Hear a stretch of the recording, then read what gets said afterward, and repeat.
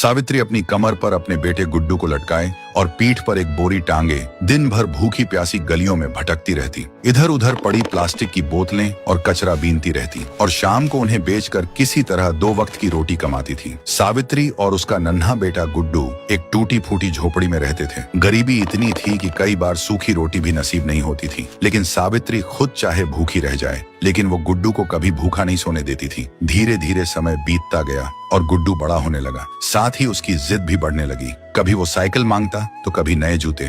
जब सावित्री उसे समझाने की कोशिश करती तो वो गुस्सा होकर रोने लगता। सावित्री अपने बेटे को यूं रोते हुए नहीं देख पाती थी, इसलिए उसकी हर जिद पूरी करने के लिए वह दिन रात मेहनत करती। कभी किसी के घर झाड़ू लगाती तो कहीं बर्तन धोती और अपनी हर तकलीफ भूलकर सिर्फ गुड्डू की खुशी में लगी रहती। समय और आगे बढ़ा और अब गुड्डू एक हट्टा कट्टा नौजवान बन चुका था, लेकिन अब वह पूरी तरह बिगड़ चुका था। वह अब दोस्तों के साथ शराब पीता, नशा करता, लड़कियां छेड़ता और देर रात तक घर नहीं लौटता। और उधर उसकी माँ सावित्री भूखी प्यासी दरवाजे पर बैठकर उसका इंतजार करती रहती थी। लेकिन जब भी सावित्री उसे समझाने की कोशिश करती तो वह उल्टा उसी पर चिल्ला देता और गुस्से में घर छोड़कर चला जाता। लेकिन एक दिन सावित्री को गुड्डू के कपड़ों में सिगरेट मिली। यह देखकर वह गुस्से से भर उठी, लेकिन जब उसने गुड्डू को समझाना चाहा तो वह भड़क गया। हाँ, करता हूँ मैं नशा और आगे भी करूँगा। अगर रोक सकती हो तो रोक लो। और इतना कहकर वो अपनी माँ को धक्का देकर बाहर चला गया। उस रात सावित्री पूरी रात फूट फूट कर रोती रही।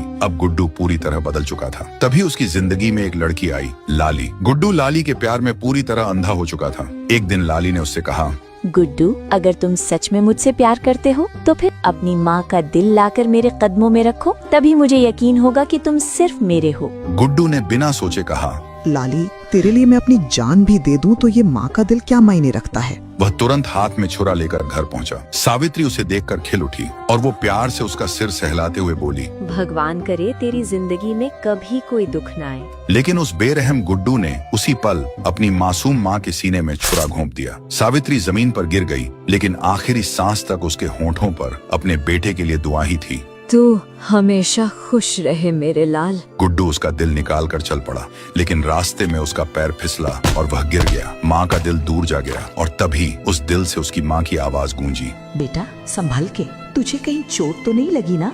यह सुनते ही गुड्डू टूट गया। माँ, ये मैंने क्या कर दिया? मैंने अपने ही हाथों सब खत्म कर दिया। माँ, मुझे माफ कर दे माँ।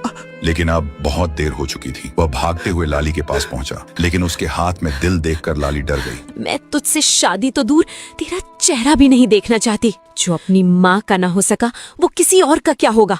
अब गुड्डू के पास कुछ भी नहीं बचा था।